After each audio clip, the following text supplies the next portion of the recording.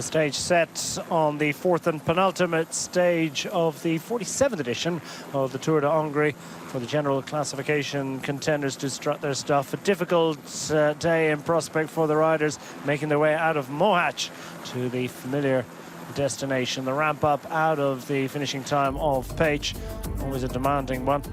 Beautiful town of Mohács playing host to the Tour de Hongrie for the first time. Southernmost host city in the history of Tour de Hongrie. Celebrating this year the 500th anniversary of the Battle of Mohács. The right bank of the Danube. Somewhat truncated course in prospect for the riders. A 41-kilometer loop in grey down the bottom of your screen. And removed from the parcours for the riders, but the meat of the affair, the climb out of Pécs, still very much part of the agenda. So they make their way through to the university town, the fifth largest city in Hungary, on the slopes of the Meszek Mountains, the country's southwest, close to the border with Croatia. Day 4. Getting underway in dank and difficult conditions, within sight of more stunning and extraordinary places of worship in this part of the world. And the peloton, 109 riders available for duty, representing the 19 teams, 7 of them at World Tour level. Final ceremonies complete, and Tim Merlier resplendent in the yellow jersey, the overall race leader, but the scant margin of 4 seconds from the GC favourite Benoit Cosnefroy. 2-stage victories for Merlier during the week. Also leads the points classification. That jersey worn today by Max Cantor on behalf of Tim Merlier. It's the real objective for Tim Merlier. Merlier will step aside and look towards Junior Lesurf to represent for the Soudal Quick-Step squad. The Danube winding its way through various countries and numerous parts of Hungary. Second longest river of Europe. It cedes the status of longest river to the Volga in Russia. Nonetheless, remarkable. And a remarkable start to the day as well when the flag came in. Dreary conditions, not much more than 10 degrees Celsius for the riders throughout the day. And a brisk start to the proceedings to warm the core as Max Cantor and others galloping up the road. And that's not the first piece of wildlife that has decided to play chicken with the main peloton on this occasion. No harm, no foul, so to speak. Max Cantor, Jakob Söderqvist, Adrian Benito and Samuele Zoccarato, our combination eventually prevailing for an extended period of time. There were more riders in that group up front. Söderqvist having led 4 riders across from the main peloton. Command possessed, closing down a half a minute at deficit and immediately thinning out the group under the force of his efforts as they set about trying to open up as much of an advantage as possible over the main peloton. Gap yo-yoing around the minute-and-a-half to 2-minute mark. Plenty of work done at the front of the peloton by the Bahrain Victoria squad, representing the interests of Attila Valter, the 2020 winner of this race and very much the local superstar. There's various ways of staying warm and dry on a day like this. Dressing up as a dinosaur is one of them, apparently. Well, Pécs, very popular destination, although it did take a break for about 20 years up until 2023 when it returned as a Finnish venue and immediately proved a real hit with the fans. And indeed, as the 4 riders from the breakaway arrive in Pécs at the first time of asking, 3 ramps up planned of the 1.9 kilometer, 15% in places, almost 11% on average across the 1.9 kilometers. And of course, the 4th and final time up, the plan is to go right for the final 500 meters that will stretch out this hill to 2.4 kilometers. Adrian Benito, representing for Team Polti Visip Malta, and a great chance to unseat. Indeed, immediately goes into the lead of the mountains competition. Red jersey. looked after in the main peloton by the Belgian Victor Vercouy. Next canter jettisoned from the breakaway, the man wearing that green jersey underneath his black gilet.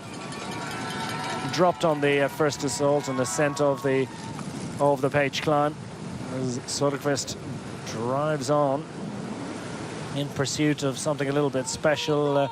Minute and a half to the good, and still 47 kilometers to go. Long, long way, and you would imagine the main peloton with plenty of firepower behind. Going to be a challenge for the riders in the break. As Zoccarato, his position in the middle of the trio. 77th overall at 2 minutes and 10 seconds. Adrian Benito fully 5 minutes and 57 seconds back on general classification. However, Jakob Söderqvist beginning the day just 20 seconds in arrears, so very much the yellow jersey on the road. Tim Merlier not expected to challenge.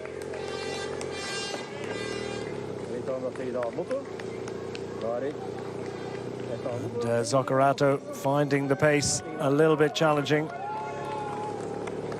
on the second climb of the page climb of the second route around the page circuit and onto the climb. Zoccarato desperate to get up and over this one within touching distance of his breakaway companions. Looks as if he's a little bit of a response. I'm not sure that wasn't a little bit of a technical issue in actual fact. He's back at the team car, but just looked like his cadence was interrupted ever so slightly, so his gear slipped or something. Anyway, Zoccarato makes an effort and makes his way back on, and we're a trio once again as Benito takes the 10 points, now goes to 20 points against Söderqvist, who moves to 12 and moves second in that competition. Minor consideration, you feel, particularly for Söderqvist, as the Team Jaco Alula squad take command of the front of the peloton. Luke Plapp on the left-hand side in the purple jersey at 4-5 from the front at the moment. The Australian multinational champion in both road and time trial, great all-round bike rider, fine climber.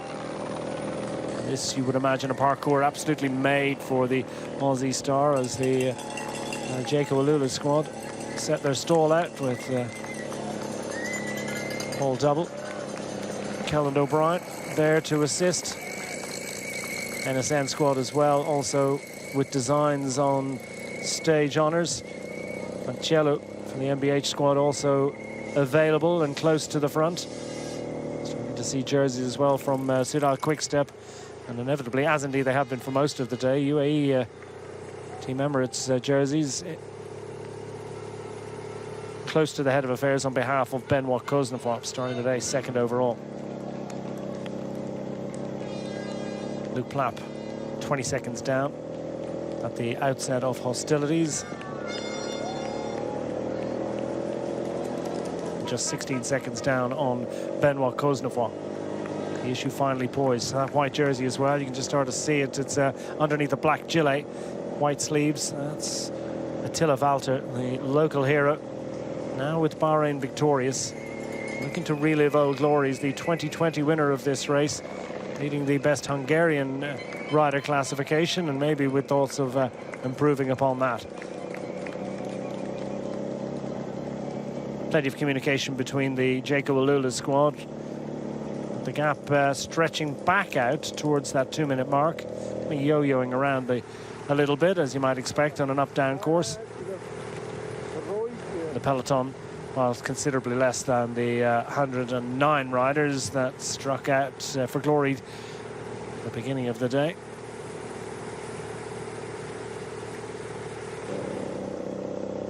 Thinned out by the effects of the parkour, the hilly nature of the ride, and the weather conditions as well playing their role. This is a committed contribution from Jaco Alula. Clearly, they believe in their man today, and they want to make this as challenging as possible for all of the riders in there, and indeed all of the riders up front. But at the moment, we're losing a little bit of time, but not as much as you might expect. Jakob Söderqvist, Samuele Zoccarato, and Adrian Benito. Benito, the 21-year-old from the Team Multivisit Malta squad at the back, the white jersey, red shorts. about as far south in Spain as you can go. Andalusia. The conditions, well, not ordinarily like they are today in his hometown, but coping with them admirably, as indeed are all the riders in that peloton behind. Inside 40 to go. Plenty of time to close this one down. Have they got the legs to do it? Everyone's starting to feel it. Tim Merlier's at the back. No surprise, the overall race leader. It's not a stage for him. This peloton thinned out considerably, and Tim Merlier will reset and make plans for tomorrow's final stage, the fifth and final stage. It's also a grippy one, but potentially could offer an opportunity. There's Jamie Meehan just dropping back, looking for the Cofidis team car. Zuccarello also dropping back a little bit from this breakaway trio. Fights his way back on again. I wonder how many more times he can do that. The Italian rider, certainly full of fight. 28 years of age.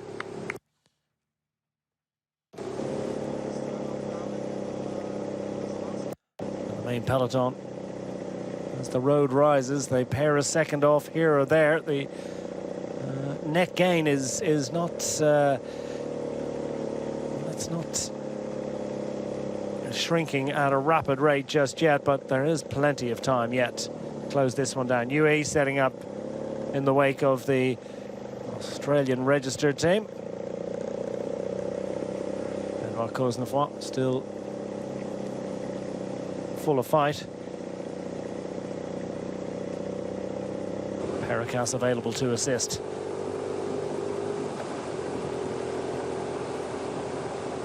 Still Söderqvist doing the lion's share of the work, clearly on a really strong day. His second day in the break this week. A couple of days ago he was part of the long range attack.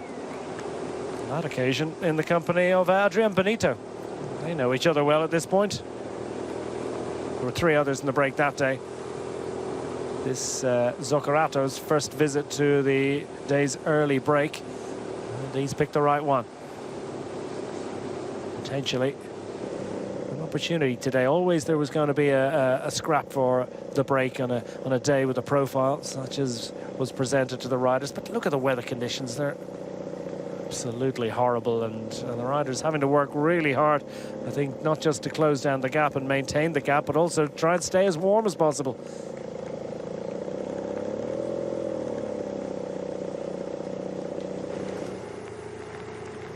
The headlights of the cars are reflected on the calves of Jamie Meehan of Team Cofidis. He's got a couple of teammates further up in a fast thinning out group through the feed zone. Not much time to collect a gel or collect a bottle here. This is full-on racing. The intensity starting to rise. As we get deeper into the final, this is big questions being asked of the riders.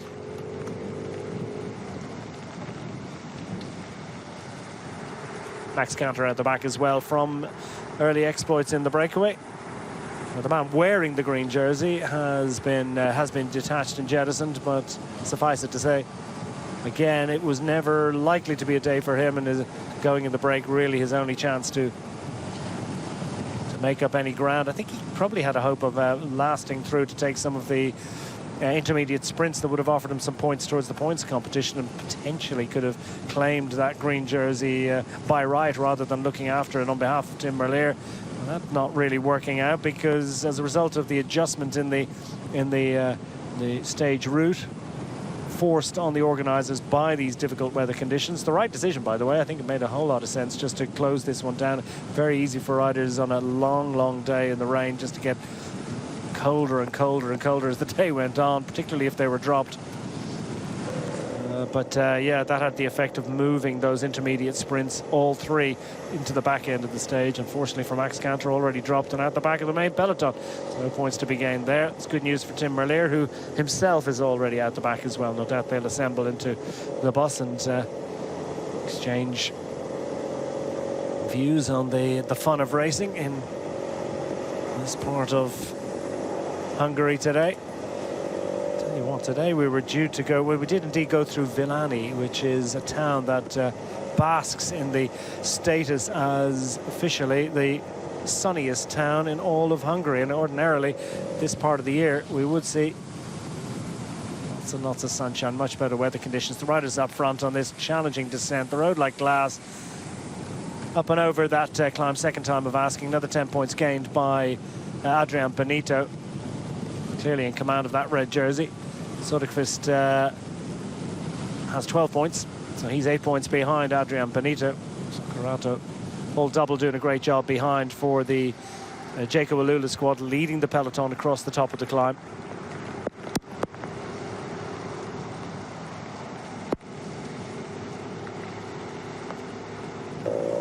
Tiptoeing down this descent, and the Soudal Quick-Step squad want to take it up, take command here. Make sure that Junior Lesurf is handily placed, and yeah, I mean, going and taking on the job of pacemaking on the descent has the advantage, doesn't it, that you can pick your own line. No riders in front to cause any challenges or difficulties. This descent would be tough enough on your own.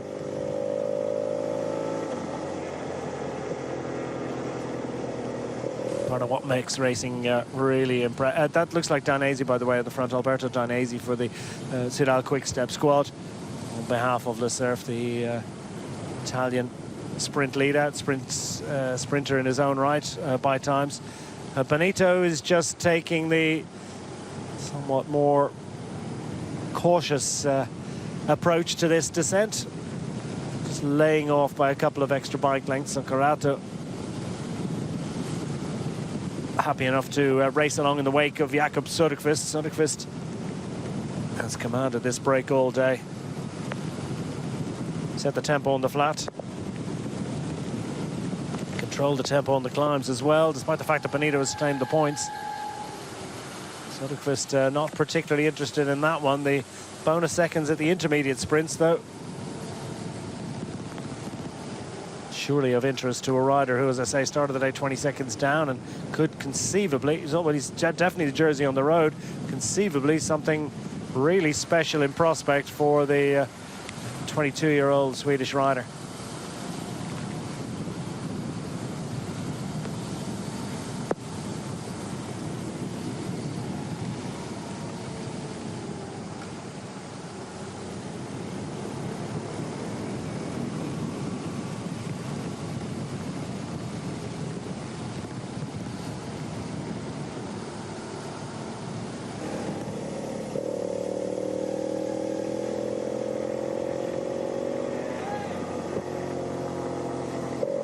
Main peloton, such as it is, a much reduced group, of course, but yeah.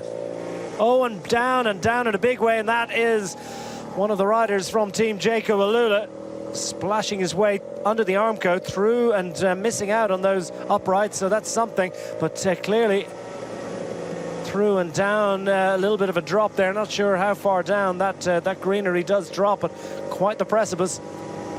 That was a spectacular departure. We sincerely hope that rider from Jacob Alula will be okay, but it's created a little bit of a gap, and clearly these riders, let's have a look at this again.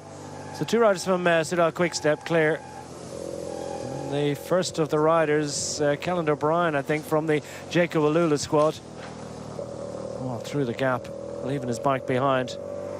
Fingers crossed he's okay. Gap down to a minute and a half. Söderqvist picking a nice line through these bends, and the riders sort of sweeping left and right of the white line up the middle.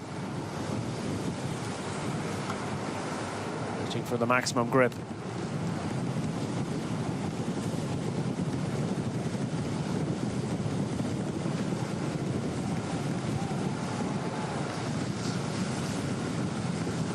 Söderqvist from Nordic nation, no doubt these conditions will be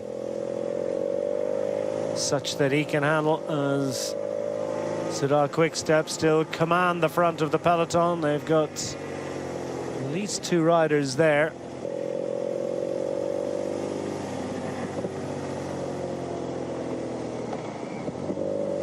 Coming up on 30 kilometers to go, still a minute, almost 1 2/3 minutes advantage for our breakaway trio. For a group of favourites that's thinning out in number. Many riders are there to do the chasing. Still plenty, you would say, at the moment, but probably down to about 20 riders, this group. Not a few others. There's 1 or 2 fractures in that, so I suspect it's actually a bigger group than that. Maybe 30 or 40 riders still available to do a little bit of chasing on the flatter roads as they approach the climb out of Paich. 1 or 2 gaps in that peloton, and well, there he is, Callan O'Brien. He's come back up from the ditch, and as you can see, there's quite the drop off on the left hand side into the trees. I'm not sure how far up he had to go or had to come, but great to see at least that Callan O'Brien is sitting upright and has plenty of attention there. And let's have a little look at the Soudal Quick Step riders in front of Callan O'Brien. Just knocked his wrist against the Armco as he went under, as if to stop him from the inevitable, but in a kind of a way. It's good to see that he didn't hit either any of those uprights that support that sort of rippled layer of corrugated metal. Prove a useful bracing point for other road vehicles, but for cyclists, not ideal.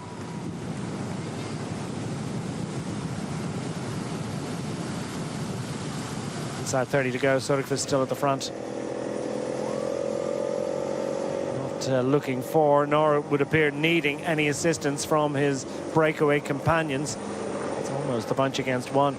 Gap going up a little bit, perhaps as a result of that O'Brien departure from the fray.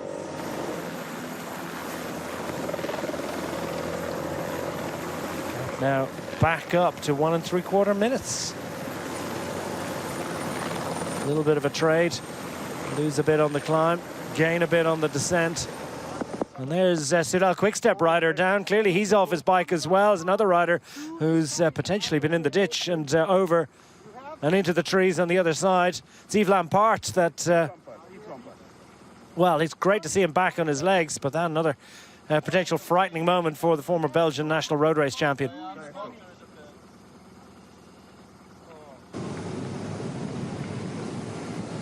So medical assistance and support available for Yves Lampart, but another tricky situation for the riders on that descent as Söderqvist powers down and hits the flat road, heading for Paich, heading for one more climb. Zuccarato and Bonito giving a turn when and where possible.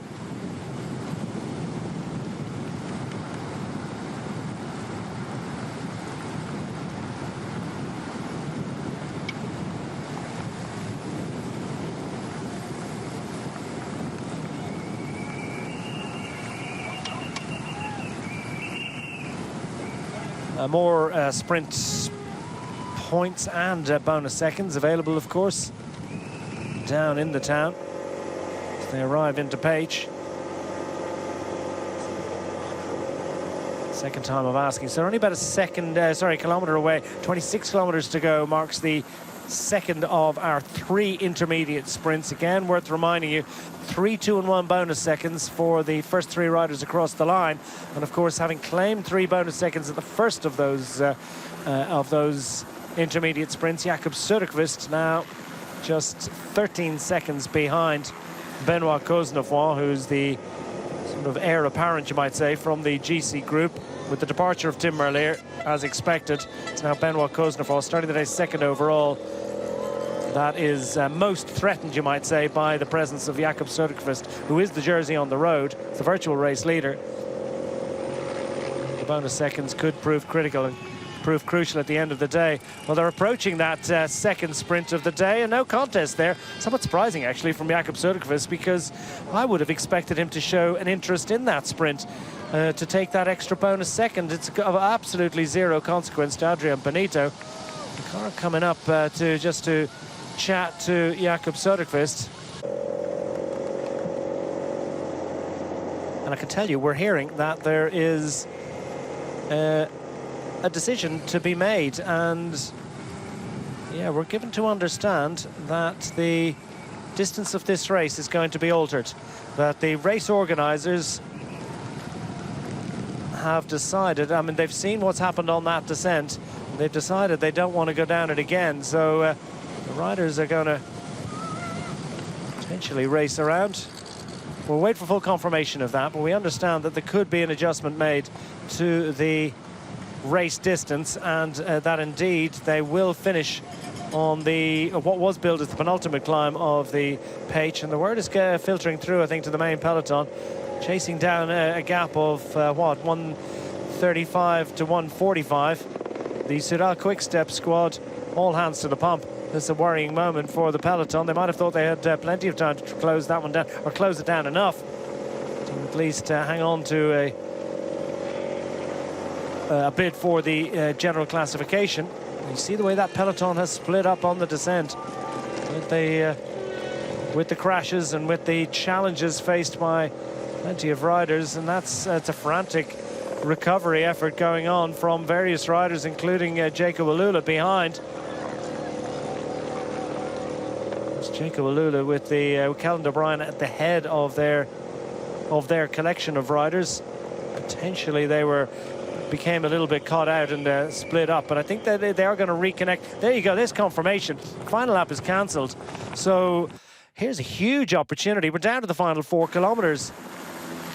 That is absolutely massive. By removing the final loop around Page and one more climb up the challenging and demanding 1.9 kilometer climb, now we will arrive onto the climb with 2.4 kilometers remaining. They actually tack on another 500 meters at the end. We make a right turn, we head up towards the, let's get a look at this again. This is the Yves Lampart crash, in actual fact. We saw Lampart back on his feet, but he too going through the Armco. That's as much as we got of that image, probably as much as we need. At least we have the very positive signal that the Belgian rider is back, and well, it's great relief for him.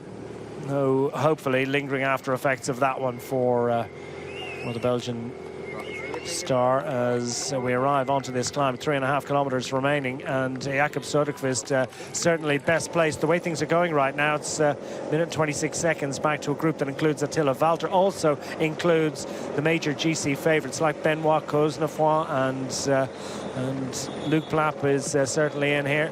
Junior Le Cerf. All of those riders with teammates that have shown an interest in pace setting so far today in pursuit of the breakaway.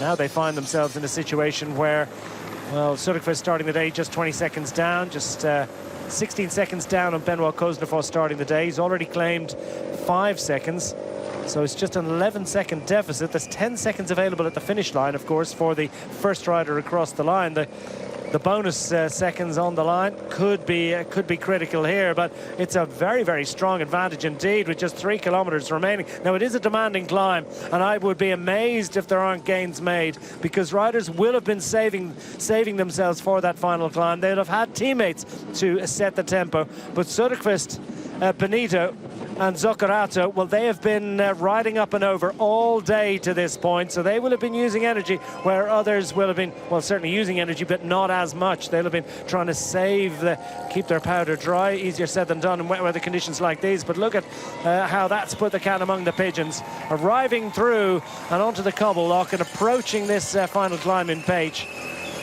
The main peloton, or the group of favourites, now find themselves fighting a rearguard action because it's advantage Söderqvist.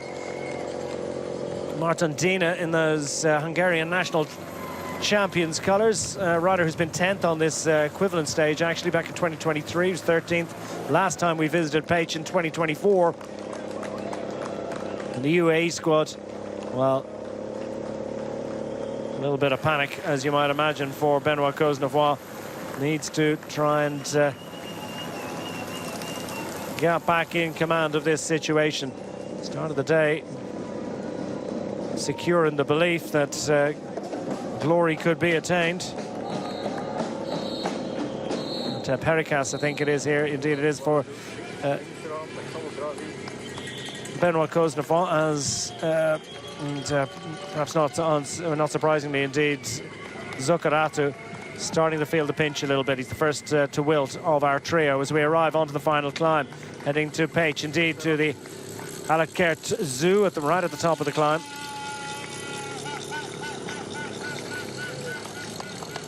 Benito hanging on grimly. Young Spaniard staying in the saddle as Söderqvist monsters a slightly bigger gear. 191 centimeters tall is the Swedish rider. He's a big unit. He's a powerful rider. Well, Perikas can't do enough really at this point for Cosnefroid and friends as they wait their turn to launch. Still 2K to the line. Gap comes inside a minute. How much of a gain is going to be made in that final 2 kilometers? Potentially there could be a considerable leakage, but it's looking good for the duo out front. Looking very good indeed. Radical alteration to the course today. The right decisions, I think, given the inclement weather conditions and the challenges that riders were facing. Treacherous racing conditions. Indeed, the race organisers have all sorts of considerations. Not sure how many ambulances they had available and all sorts of other things they might have to think about. Luc Plapp now hits the front, doing the work for himself at this point. His teammates have done the needful and presented him with an opportunity to best the GC favourites, but now we see Söderqvist moving on ahead of Adrian Benito.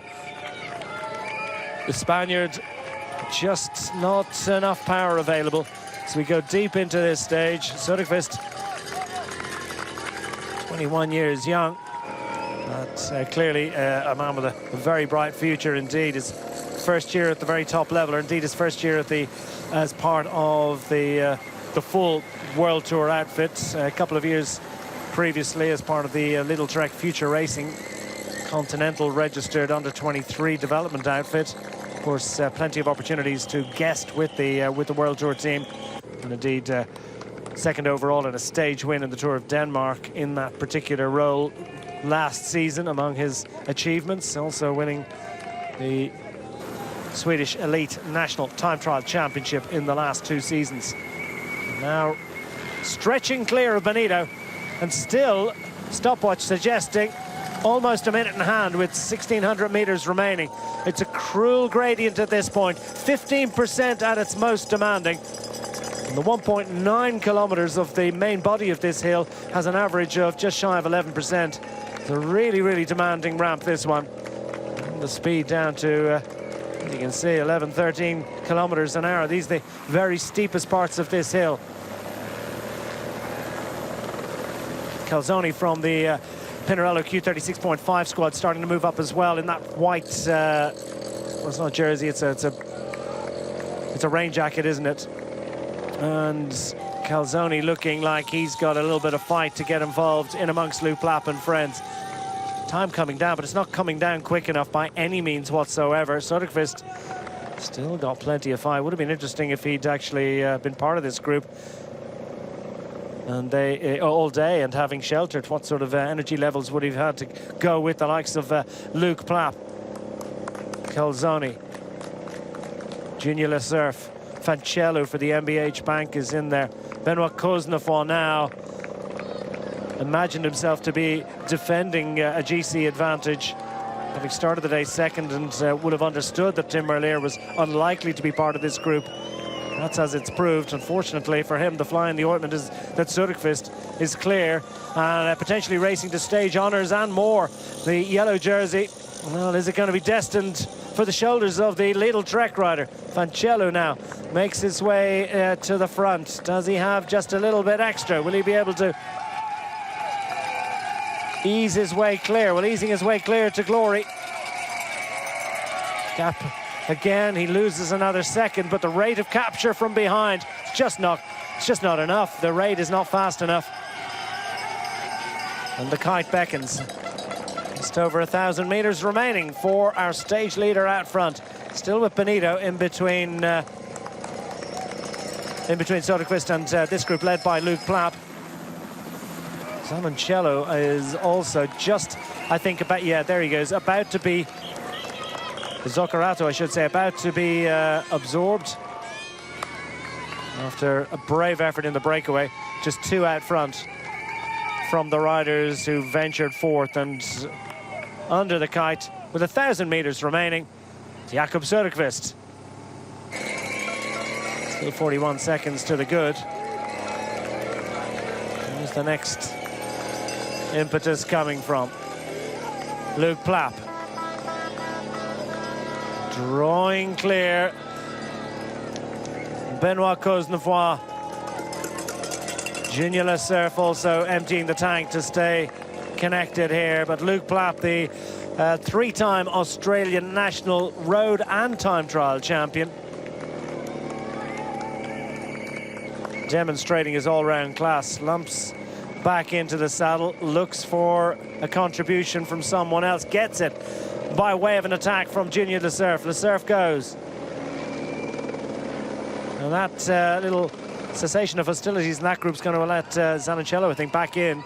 Meanwhile, up front, Jakob Söderqvist is within 500 meters of huge glory here today. This is the point at which they were awarding the mountains points last lap round, but this is now the point at which we arrive at the 500 meters to go point. Take a different route.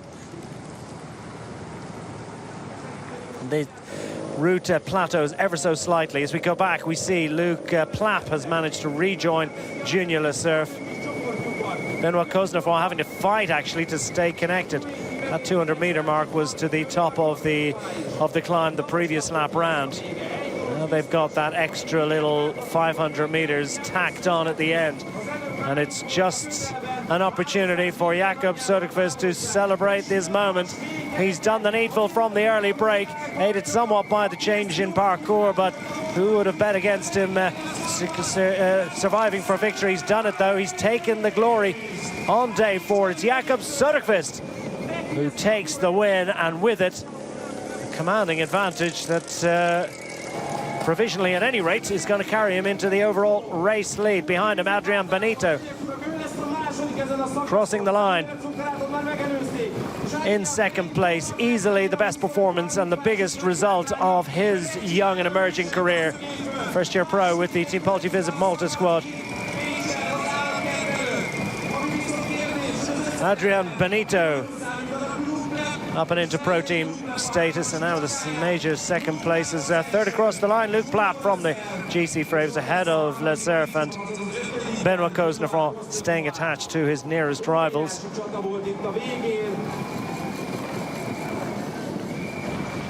And then the Pinarello with Calzoni squad, with Calzoni I should say, just ahead of his fellow countryman Fancello from the MBH squad.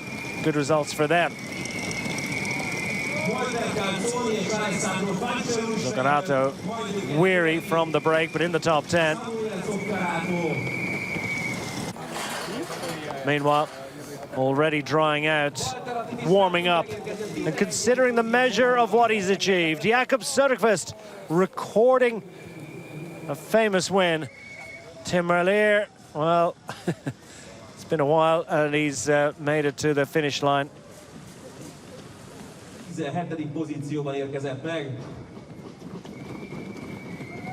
Final moments of a long raid in the breakaway, a successful one. Relief, joy, ecstasy, finally unleashed by Jakob Söderqvist.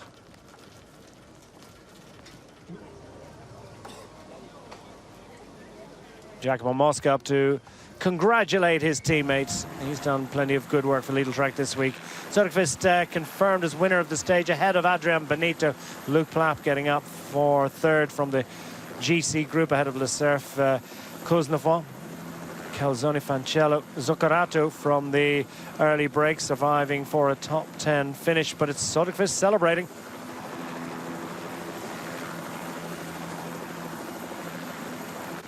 Jakob Söderqvist, congratulations. A pretty hectic day, I can say. Was this in the plan when you went to the break at the early part of the stage? Yeah, it was the only option for me. I was 100% sure that I was going to be in the break, and no matter what. So it was really one of these days. With this chaos weather and this type of lap in the final, I'm not going to race from the bunch to race for the biggest prize. So for me, it was all in for the break and no other option. And it was a really fantastic day for this. Glory for Jakob Söderqvist, major international success in his first year with full professional honours with the Lidl Trek squad. He's a name for the present, he's a name for the future. He's got the glassware to celebrate. He's got great memories of Page.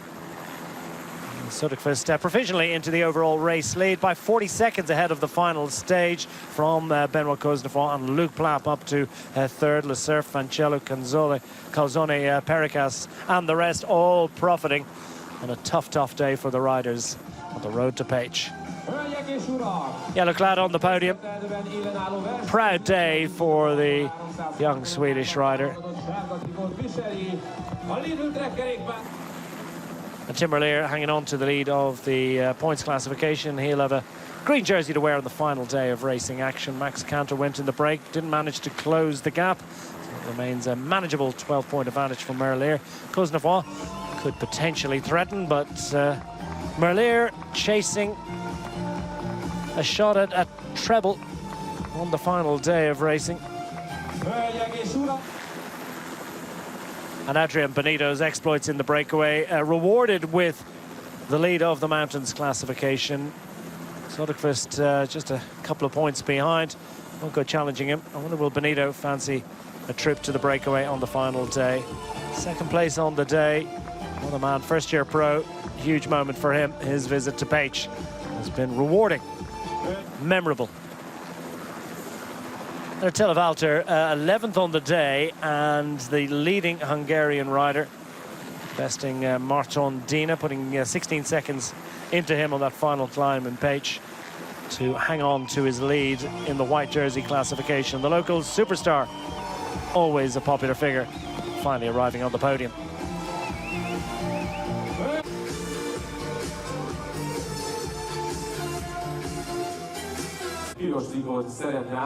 Well, just one stage remaining around the shores of Lake Balaton for the riders as they go in search of glory in the Tour de Hongrie 2026.